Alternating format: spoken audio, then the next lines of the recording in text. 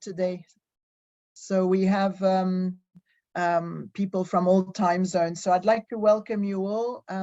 I must let you know that the recording is, the webinar is being recorded and is also live on YouTube, but you will be able to see the recording at any time later on. The audience is allowed to ask questions. In fact, better than that, it's even invited to ask questions. So please go down on your Q&A at the bottom of the screen in green, and I will pass on your questions if you write them down for us to all our speakers, who will be more than happy to answer if they can, and if they can't, we'll answer to you at a later stage after some research. Welcome again today. The theme is eclectic uses of NFTs. And so we will be leaving the art sector a little bit. But before we do, I'd like to remind people that in the UBS Deloitte art report, which comes out every year, there's been an interesting statistics that in 2019, before everybody knew about NFTs, or very few people knew about NFTs, the art sector was about 10% or less. And last year in 2022, it went up to 67%. So obviously there is the art world has taken the NFT sector by storm, but that doesn't mean that it's the only use for NFTs, which is very interesting. Obviously, ever since there has been the invention of crypto and the alternative investment mediums, NFTs have been very important in all sorts of sectors, because it is a cloud, a digital ledger, which can be stored forever, and which is more importantly immutable, so nobody can go and change that. And of course, in the art sector, that's important because any provenance certificate can also be altered, and it's very difficult to prove that it hasn't been altered. So with this new technology, of course, that makes it more difficult, put it that way. Never say never, and never say, in French, we can't say impossible, so I won't.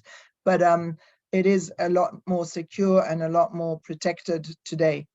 So before I keep on talking too much, let me introduce you to our speakers. We have María Pia Aqueveque. Sorry, I didn't say your name properly, Jabbaz. Aqueveque, don't worry, it's fine. And she is joining us from Chile. So we were talking earlier, and she's starting the autumn weather, whereas we're looking forward to our summers.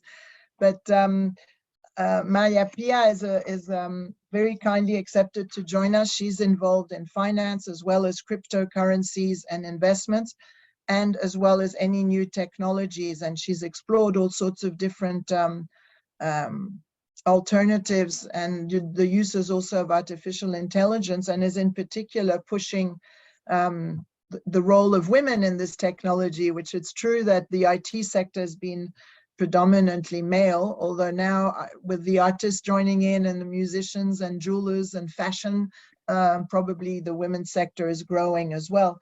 Tell us also, you're joining us tomorrow. It's not the case, by the way. It's not the case. It's not the case. It's not the case. It's not the case. Good. So we look forward to do develop that. But I'm also, very happy to say that, and very grateful that you took the time to join us, because tomorrow you're teaching at the University of the Pontifical Catholic University in Chile about the Web3 and the metaverse and disruptions and foresight and business strategy. So that's really fantastic. So sorry, my phone was just ringing. I've turned it off now, so don't worry. So tell us a little bit about yourself and how you came into the sector and what you think is so exciting about it. Well, I have been working for a long time. I have been in different, sectors in finance. I have been in research departments. I have been in the fund industry too, banking, multilateral banking, and then everything in some way another converged into technology with blockchain technology. And 5 years ago. And since then, I have been mainly focused, of course, in crypto assets in general, the token economy, regulation regarding these two topics. That's very important, regulation. Yes, exactly.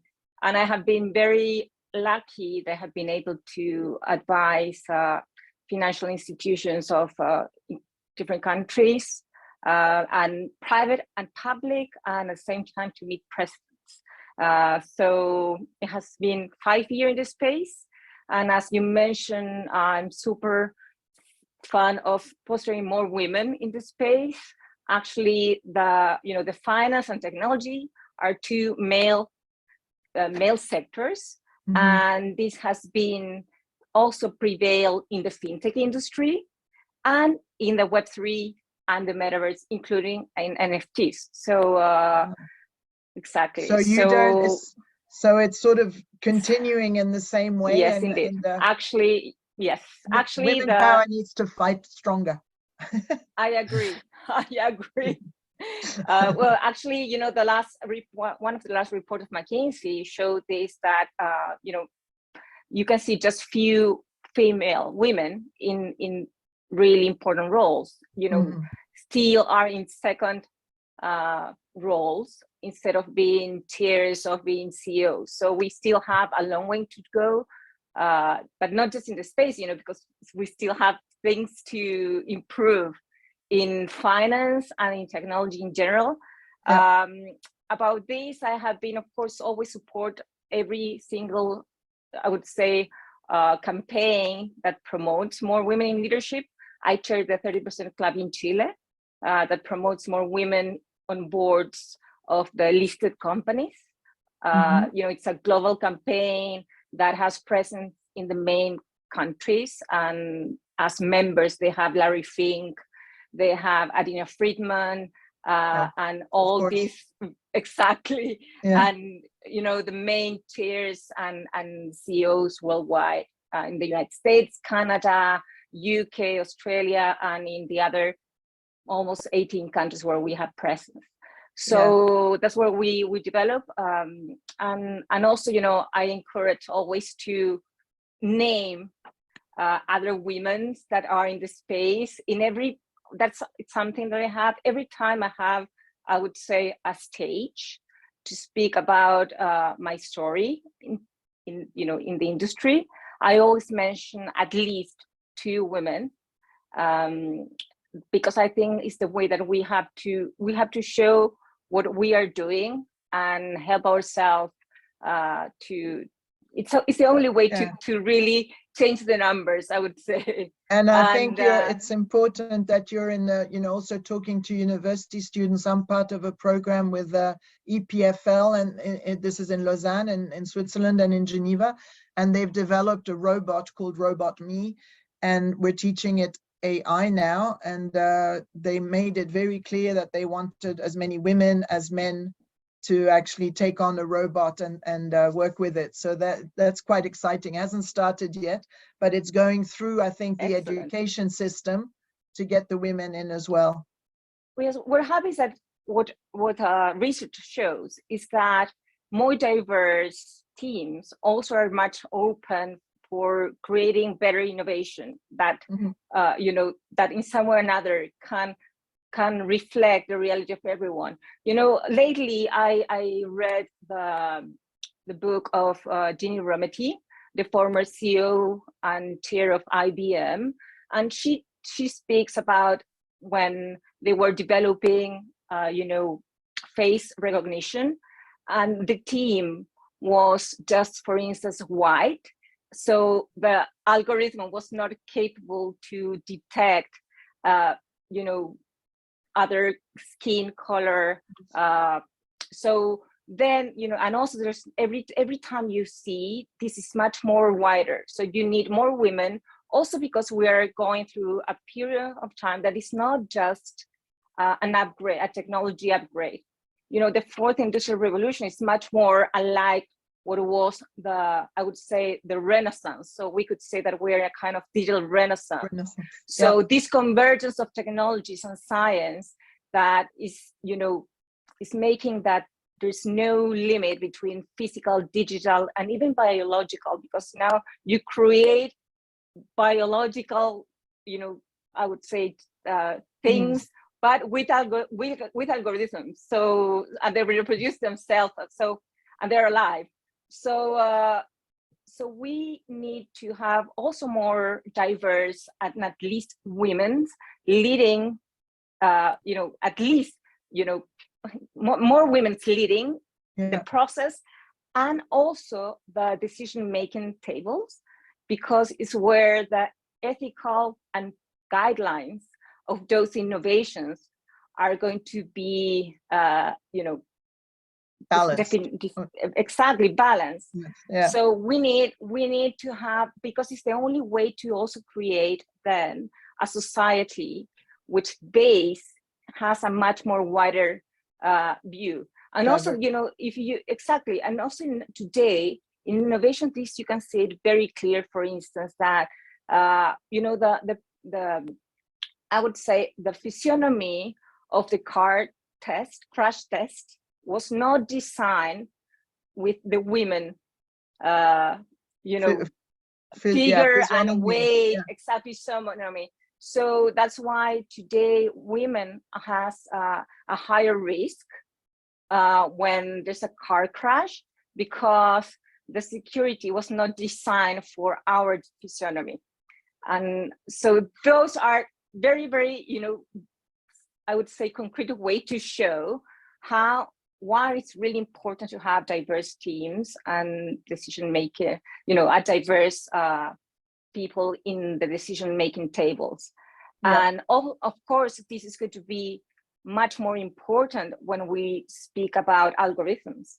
I mean, if we are going to use data that has already biases, from the beginning, exactly. So we need to have these diverse teams, so they are detected and we fix it, because that's the idea, is to create a much more sustainable, I think it's humanity for all, so where we all feel included.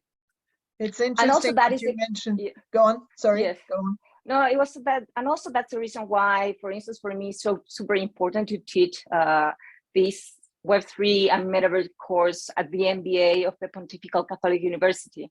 It's because apart from the content and knowledge, it's a way to create awareness that what we create, and it's not in terms of innovation and in terms of business models, needs to include much more diverse views, and at the same time need to be sustainable. That means to have ethical principles and think that you will be the user, because when people used to be in the decision-making table, they think like they're outside of, they're not going to be the users. So for instance, what happened with data, with social media, probably nobody thought that, surveillance, the level of surveillance that could mean could also affect their families.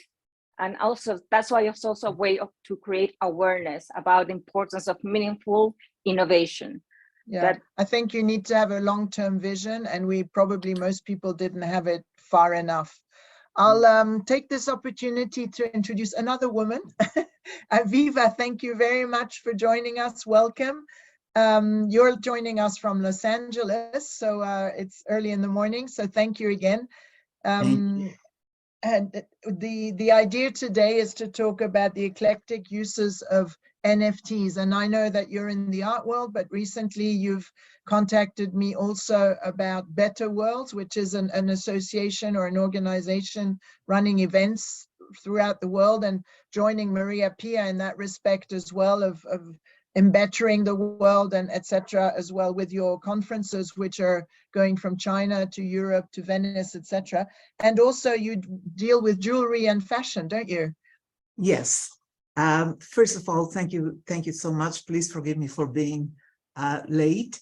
In continuation to what Maria Pia has said, what we are striving to do is to create, in one word, it is really to create this unity throughout the world through the arts, music, and so on. And this is what Better World was created for, and utilize the innovation, technology, in order to really show that we are all one world through culture, through arts.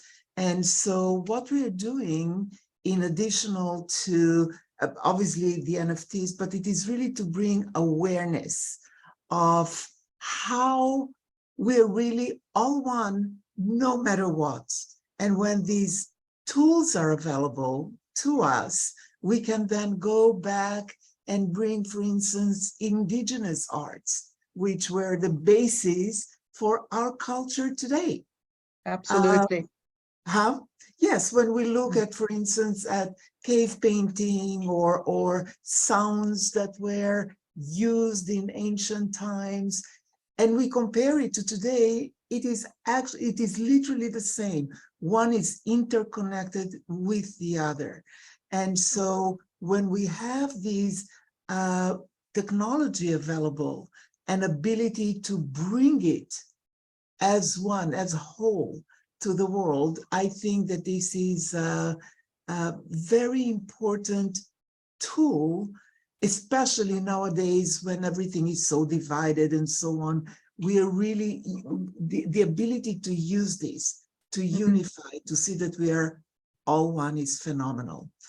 And so one thing, for instance, that we started to do with you with WISe.ART, which we're thrilled about, is bring these very eclectic, special jewelry line of Bjorn Vandenberg. He actually he actually creates jewelry mainly for performers, women performers, Gwen Stefani, Madonna, and so on. And his art incorporates not only these beautiful cultural singing, but in his art, he incorporates all of these elements, which makes it so special. It is indeed, and it's because he's a complete artist. We've got the video art, we've got the jewelry, of course, going, and then we've got this approach, and we'll talk about that later, of the phygital packages, so that NFTs can be used, of course, to save even a heritage on the blockchain digitally, and it can't be moved. But on the other hand, it can be linked to something quite physical and traditional at the same time, which can be worn, which becomes a tangible asset. So, but we'll go into that a little bit later. Thank you for joining us. Now we've got Albi, who is based in Lugano, but originally from South Africa. So you also understand all about indigenous art and culture. So it's all linking up together quite well here. Albi's been joining us with physical art packages, phygital art packages, and we were laughing about it before the show started, or before this webinar started, because he's met an artist in Italy who wants to link all senses. In other words, you drink a bottle of wine, which he has selected for you, while you look at his art, and you're supposed to get a different experience while you're doing that. And so we joined WISe.ART supported that initiative, and they're going quite well. So if anybody here, I'm talking to the audience, but if anybody here wants to have nice jewelry and a nice glass of wine and look at some beautiful art, WISe.ART is the place to come to. And last but not least, Albi, you've got to tell us a little bit about your idea with real estate. That was very cool and very different. Good evening, everybody, and many thanks, Sixtine, for having me. Yes, drinking wine blurs the borders between art and alcohol.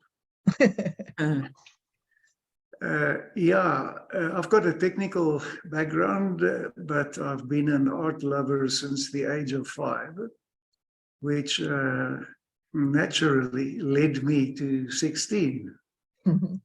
And we've been trying to promote some artists onto her WISe.ART platform. And recently, I was walking somewhere and had this inspiration when I heard a cuckoo singing. And this was to consider using an NFT real estate marketplace to market real estate, not digital real estate. So not in the Web3, not in the digital space, but on Earth. An actual physical property, a residence, an apartment, or even a parcel of land. And that really opened new horizons for us. So, you know, the real estate industry has long been known for its traditional processes, complex paperwork, lengthy transactions. But the advent of the blockchain and the rise of NFTs, with that, the landscape of real estate ownership is rapidly evolving. And an NFT is real estate marketplace.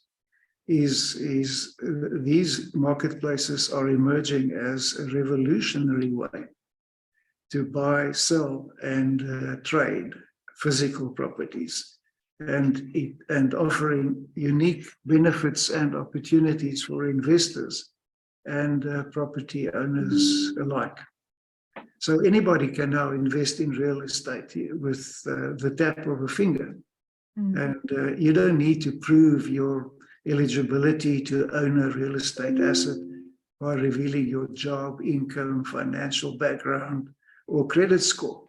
Instead, you're purchasing an NFT backed 100% by physical real estate assets viewable in, say, Street View and Google Earth. And WISe.ART 16 is really playing a groundbreaking role in the real estate market of the future. And congratulations to you on being. Well, the idea was in 2 words, that you could buy the NFTs a little bit like a timeshare. In other words, you could buy yourself weeks or holidays, or even medium-term long rental by having an NFT without being absolutely the owner of the building, but the NFT gave you the right to access and to use the building, and that sort of solves a whole lot of regulation problems. So we might get into that a little bit more with Maria.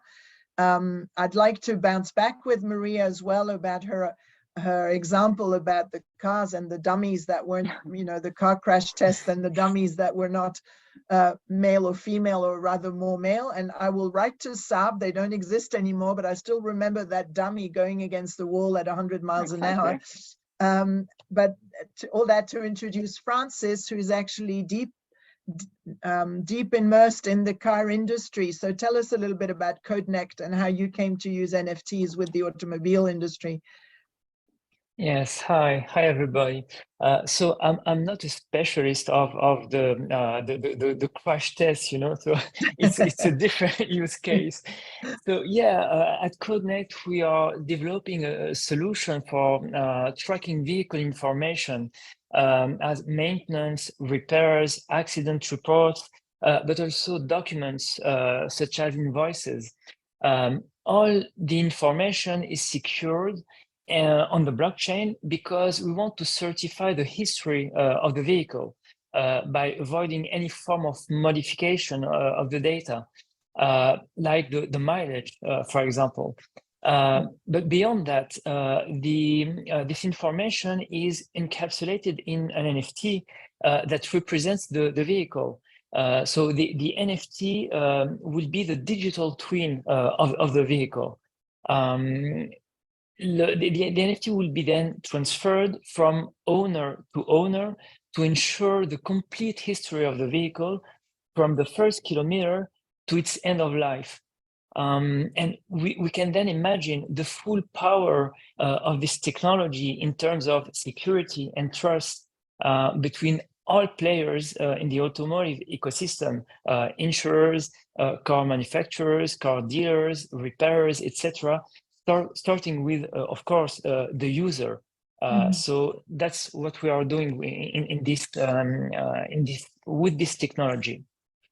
I think it's incredible because it's also obviously helping the second-hand car dealership to revive their image a little bit. I don't know in the other countries, but in Switzerland, a second-hand car dealer is not somebody who's looked upon as being someone completely honest. You know, like you always feel like you're going to be, especially with the mileage, etc.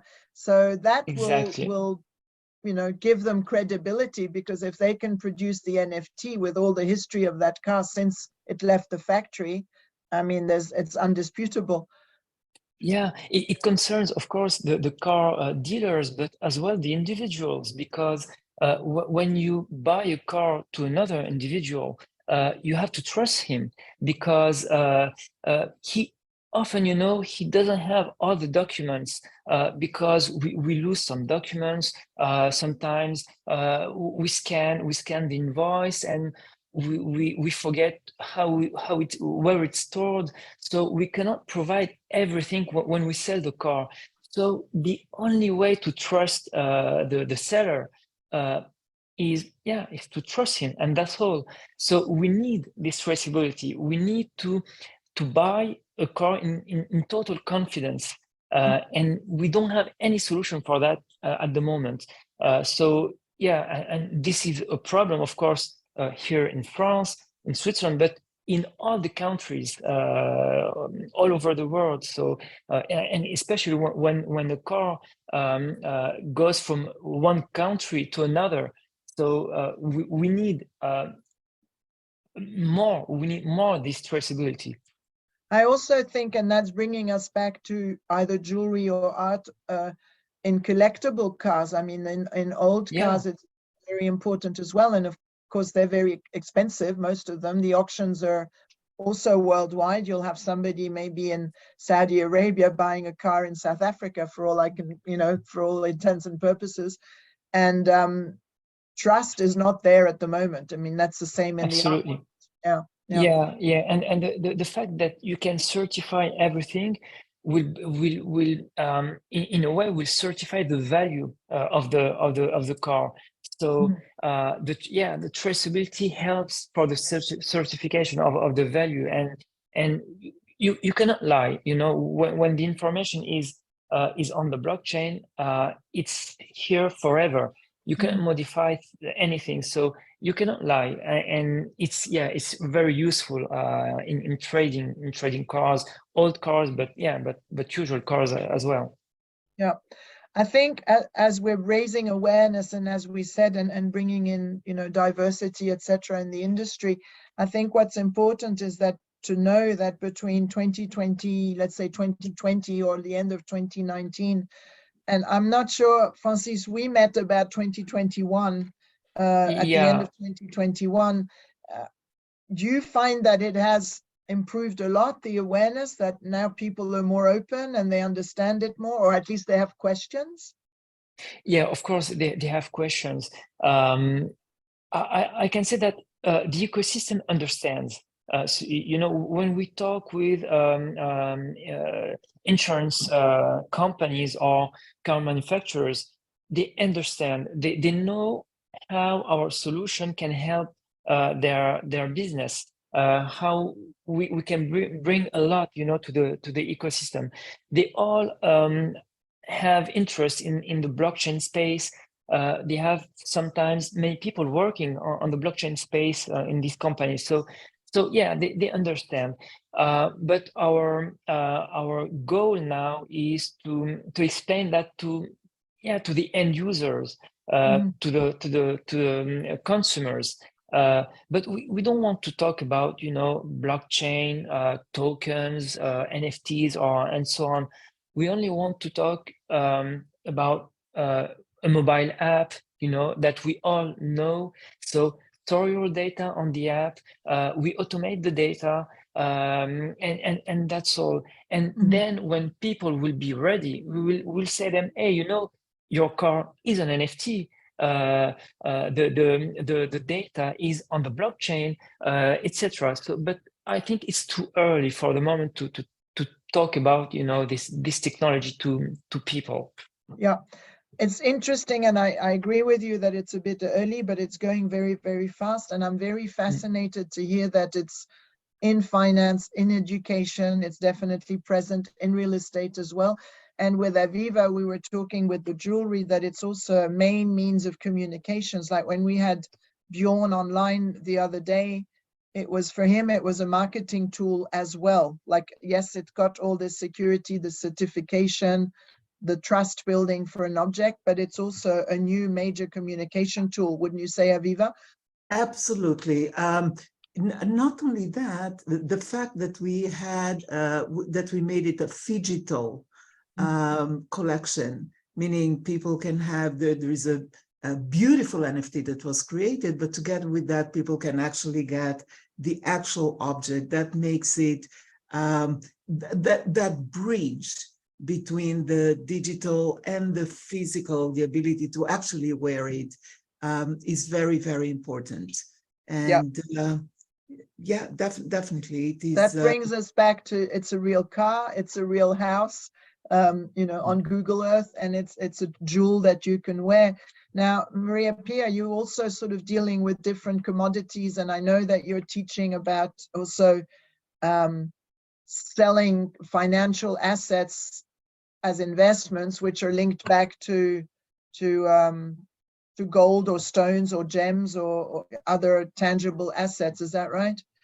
Yes, but first I want to make some positions. You know, I always controversial because I like to be very precise. There's something that I disagree with Francis, is that yes, someone can lie. You know, what happens that, because that is something that people don't sometimes get confused. First of all, and it has to do with the provenance, it's important the source of the data. How reliable is the data? Okay, so someone can lie, but cannot hide that lie, because they cannot, you know, whatever change they made in the blockchain is going to be there and registered. That is something to be, we need to be very, very precise about, because also it has to do with what I started talking about, the importance of design. Okay, it's the design of the link between the real asset or the data point, the first data point, to the blockchain. It's important. It's extremely important. It's very different. For instance, in the case of yes, you were saying. Go, Francis. Yeah, sure. You know, currently in the real world, when you have a car and you want to hide something, you take an invoice, you erase some information, a bit of Photoshop, etc., and you can provide this modified in invoice. You know, but in our ecosystem and in what we are building, we want to be connected directly to the different actors, such as repairers, etc. So to avoid any modification or any input by the user, everything will be automated. You know, and these actors will be our validators. You know. Before putting the information on the blockchain. And if we cannot have confidence in the garage, in the insurance, or in the car dealer, we cannot have any confidence in anybody, you know. But we need to certify first the information with these actors before before putting it on the blockchain. And finally, that is the interesting of the token economy and the design that you can make, because then you have to create the incentives that those validators give the most, you know, trustful information, and that is what it's you know, finally registering the blockchain. That is a token economy I'll be about. And going back to design, you know, it's not just blockchain. We have to understand that even the NFTs is just the access to the real asset, to the information. Yes, we have the access. Exactly, it's the access. So and the importance of having that's why we need to the convergence of technologies is important. For instance, if you talk about any kind of precious metal, we have already financial assets of those metals, but what we don't have is we are still relying that someone has those metals and they're somewhere and we don't even know where they are. Okay. And that is what we can do with this convergence of technologies. Not just, what blockchain does is just register the data point and make the trace, and then you also can have the traceability of all the data points. So for instance, if you combine things what WISe is already doing, semiconductors, okay, real data, and then you combine it with NFTs, to create NFTs, then it's different, because also you can, as Albert was talking about, then you can trace the asset, and that is kind of real innovation. Otherwise, it's just an upgrade of technology. When, for instance, when absolutely. we had a certificate from a paper base to a PDF, that it was digital, okay? Yeah. And NFTs has been used for different kind of assets, because even jewelry, it's an investment. Even you have funds that also have, sometimes in gold, but they are jewelry that are done by gold. So that's the difference when how you make the design to make it different. But today, and NFTs also has been very used for I would say green assets, for carbon credits and other commodities.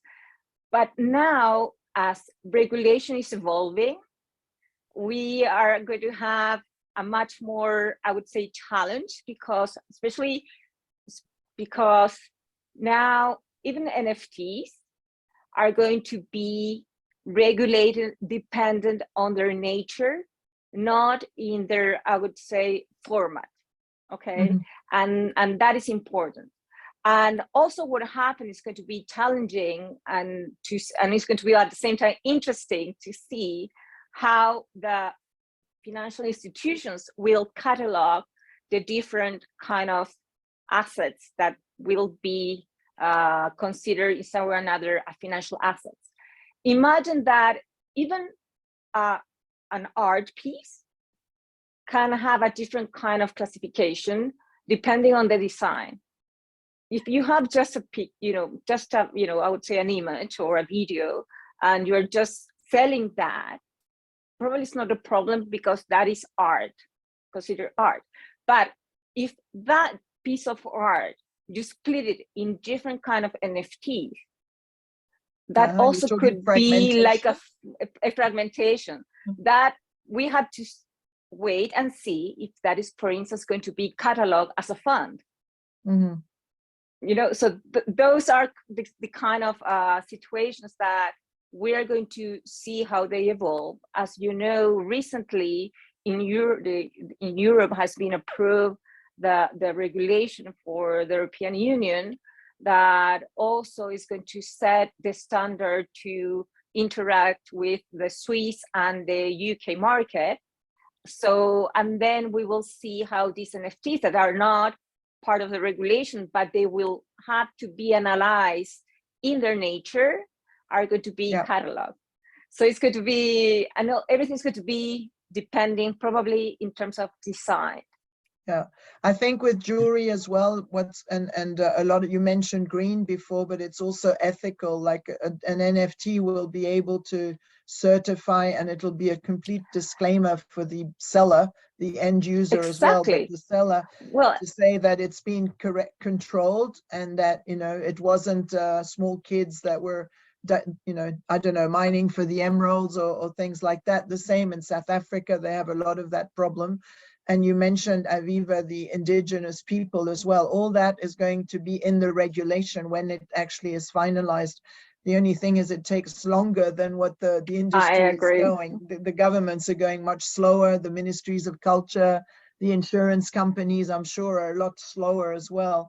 And it looks like Albi, the real estate is moving very fast. They're keen. Well, thanks to you, Yeah. But you know, Sixtine, there and everybody, there are a lot of ethical considerations that hopefully will be done justice to, because one thing is the new technology, this new tool that really enables us to bring to the world all of these things that before were the knowledge of very few. And yet, when this is an open platform that enables bringing this information, there are a lot of ethical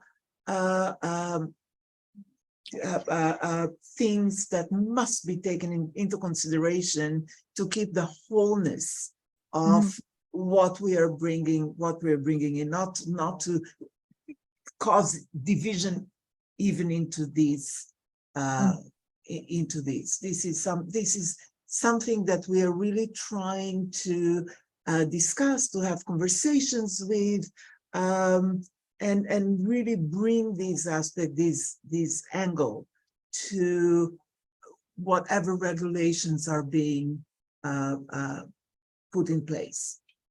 Yeah, I think you're right. I think the bigger picture, as I mentioned before, needs to be much bigger than it was in the past. Yeah. And I think we have enough experience now, and I know history repeats itself, but I think we're really at a turning point, and we have enough experience. And we were mentioning with Francis before the different levels of society that are really fighting now for their rights, whether it's in Paris or whatever. All that needs to be taken into consideration in this next phase. I'd just like to quickly address the audience and say that we don't have any Q&As, which is unfortunate. So if anybody has any comments or questions to our speakers today, please remember to write them down. It's in the Q&A sector, just at the middle bottom of your screen. I was going to also address Albi, because Albi, you're also working with different museums and banks and everything on a project where you will be, you've got the technology to authenticate artworks, and you've also got the idea of putting everything on the blockchain and as many masterpieces as possible, so that we can have a ledger of art history. Is that correct? Do you want to tell us a little bit about it? Yeah, thank you, Sixtine, more or less. But before that, I would like to share with you something. You know, technology is the answer to many questions, but as Maria Pia has pointed out, unless technology is guided properly, it can really go in strange directions. But let me, if I may, just show you, I was just reading up recently on NFT 2.0 and the fascinating possibilities of the latest developments with regard to NFT, if I may call it technology. So I just wanted to show you a screenshot of some of the most interesting new avenues that NFT 2.0 will offer us. I see there's a share screen here. Can I use it? Yes, please, go ahead. Okay. Hold on.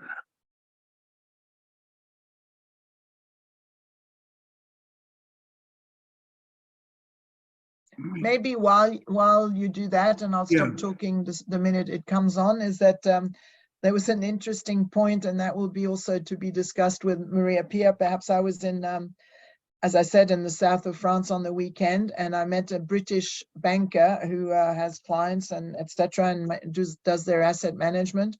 And I mentioned crypto to him because I read in the newspapers, no, the crypt is the crypt. It's underneath the church and it's going to the dead. But I'll leave that with you. And I'll let Albi share his screen. Well, if you want, let's Albi, and then we go back to the question. Yes. Okay. Can you folks see this screen? Yes. Okay.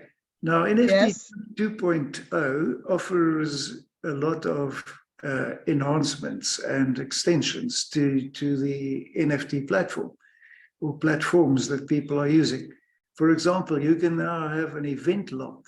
You can have a time lock, a value lock, a transfer lock, double wrapping lock, index formation, on-chain multi-royalties, and programmable collateral, which really makes one drool. 16, does it not?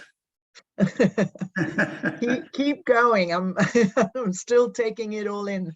Yeah, no, I think just Google NFT 2.0 and it's fascinating what is happening. And many of the we are all proposing certain solutions to the market, but and I'm dead sure that what we are proposing is not monodimensional at all. But we can really, with NFT 2.0, propose truly multi-dimensional solutions to the market. So a lot of the obstacles which we are hitting today may very well disappear thanks to all the new enhancements that are becoming available to us as users, eclectic or otherwise, of NFTs. So I will now So stop. let's try and, do you want to decipher that a little bit? Event lock would be the drop. Time lock is the if you're having an auction or a limited time sale. In other words, it starts and it finishes, and whoever bids, like an auction. Yeah, I would imagine it's like an auction. So Yeah. either the property is obviously bought and then it must automatically disappear. It should not require intervention from the owner's side for anything to happen. It should just take its course.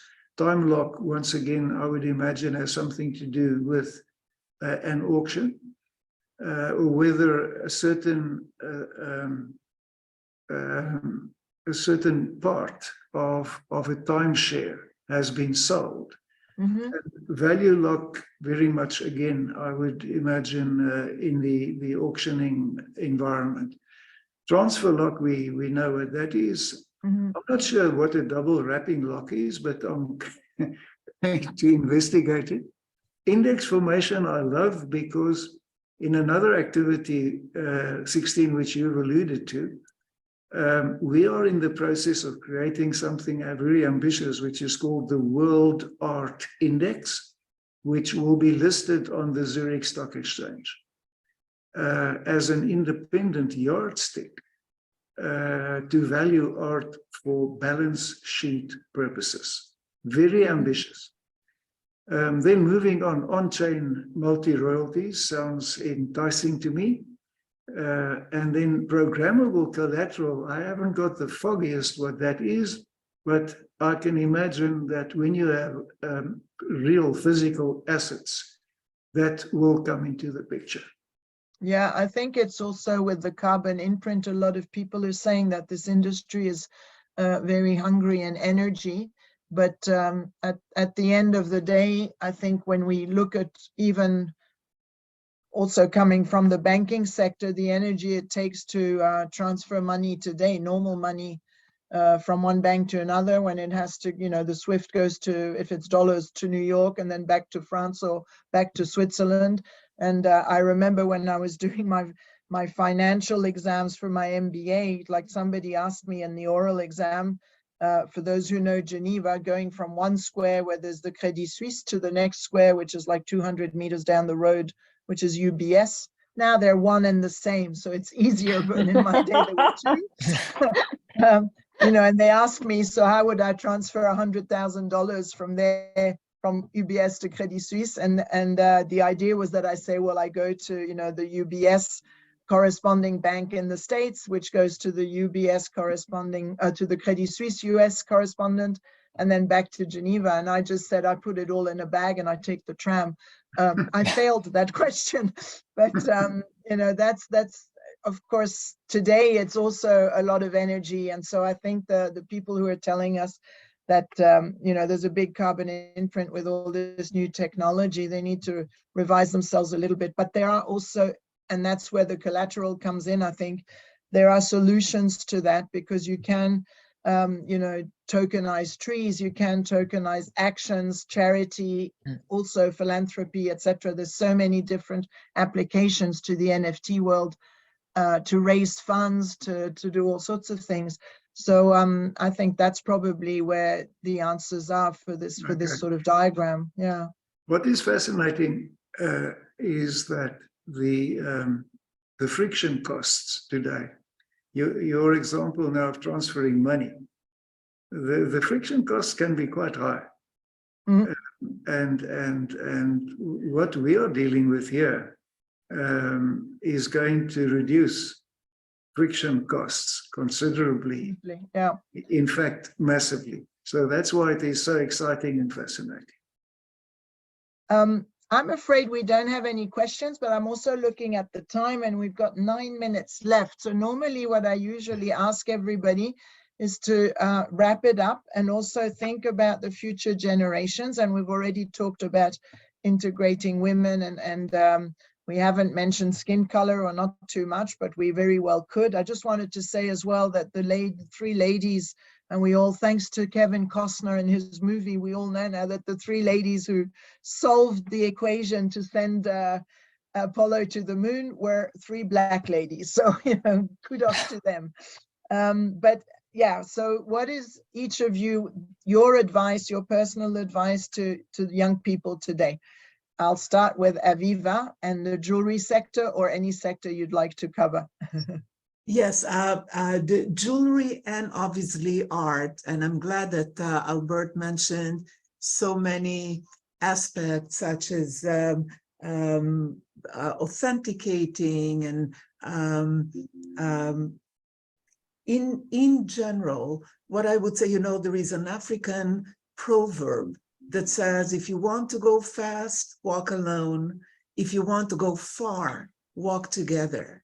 Mm-hmm. And I think that what we, you know, Sixtine, with your leadership, but the leadership of anyone here, there is really so much to be open to know that we were blessed with this most beautiful world and the expressions through art and music and jewelry and dance and culture in general, using these tools that are available to the betterment of mankind in general, so that each one can see the niche that really speaks to their heart and do all that they can to bring their immediate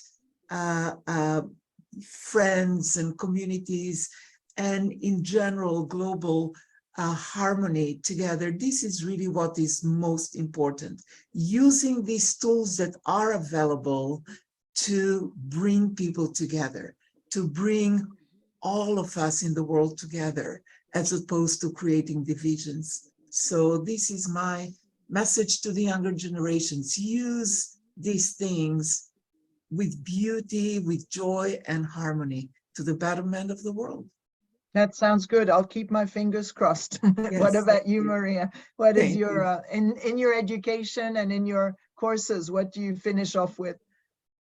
Well, I always more or less the same that Aviva, but it's to use the opportunity that we have with the token economy to create a much more sustainable world. I'm super convinced that financial assets are key on this, because if we design a financial system much more accurate, especially those assets that has to do with renewals and natural resources, and create other ones that create much more awareness, we could, you know, in some or another, improve a little bit what we have destroyed, or at least, you know, contain a little bit the speed. And that's my encouragement, to innovate, to be fearless, to be rebel, because, you know, disruptors and change makers are not understood. And but do it with a good heart and with good intentions. And that is key, because technology is neutral, is us, that we use it for good or for not for good, you know, for bad. So that's my yes. Thanks, and Maria P. I think you're very right. I also think that you can look at finance as a tool for impact finance. Finance doesn't have to mean revenue for your pocket or for your company. Exactly. It can also be measured by the results of what you're doing. And exactly. And also DAOs has a lot to do with that, because then we could create much more, I would say, sustainable companies that really share value with stakeholders and distribute that value in a different way and have different kind of incentives.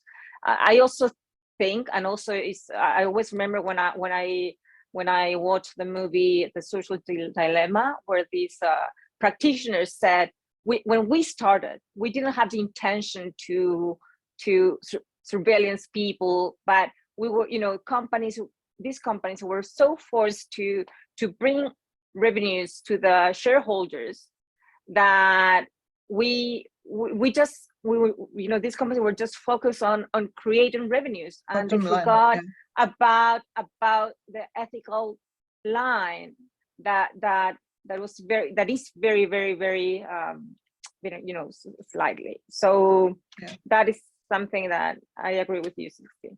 And thank you for the invitation. Of course, it's always a pleasure. Thank you, Maria, for being there. Now, that sort of makes me, again, from Maria, I always bounce back to Francis, but I think it's this trust building, and in the automobile industry, just like as the finance industry, they have a big dilemma now with the electric and all that. So sustainability is a big issue, and again, we're at a turning point, and I think the NFTs will be a really nice added benefit or added value to all of that change in their thinking as well, don't you think? Yeah, sure.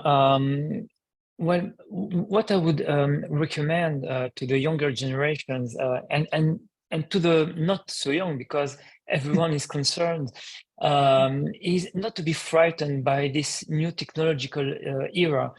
We hear a lot of things, you know, we talk a lot about scams, projects such as FTX that feed the media and fear. But we didn't wait for Web3 to have malicious behavior, right? Scams have been around for centuries, even more. So what I suggest is to take an interest in the projects, in what we do, and not only in the technology, because the technology, as we said previously, is only a tool. And Web3 is a natural continuation of the internet that we have known. And this evolution is unavoidable, and we are only at the beginning. So CodeNet, like many projects I know of, is a real world use of Web3. And this is how we have to be mainstream with real projects, and not only, you know, full Web3 projects. And yeah, for us, it's the ambition to become one. Yeah, no, I think you're absolutely right, and I think it will be integrated naturally with time, because as you say, we're right at the beginning. But I'm sure it'll be. I'm pretty sure that within 5 to 7 years, everybody will have a wallet, because we'll need it to store CodeNet certification or your medical you know, data or whatever. So I think everyone will have a wallet, just like everybody has an internet banking now, or e-banking as they call it. Without thinking of it. No, that's right. Albert, so you think real estate is going to be it? In total support of all the previous speakers, my advice to the younger generation is make money from property and invest it in our cultural heritage, i.e. buy art. That sounds very good. Thank you. I Nice. also think by that also is that we're not going to stop the world fighting or things like that, but we can with the technology preserve it or preserve the culture. Like we, you know, things that got lost in Syria and Iraq, probably now in Turkey with the even not just fighting, but with the earthquake. If everything is digitalized, it will be a big benefit to society in the future, I think. So we've actually reached the hour. The time goes really fast when we're in good company. I thank you all very much. It's been fascinating, and we'll see you next time. Thank you. Bye. Thank you, so Sixtine. much. Thank you. Thank Thank you for the you. invitation, Bye. Thank 16. you. Bye-bye. Thank you. Bye-bye. Bye. Bye.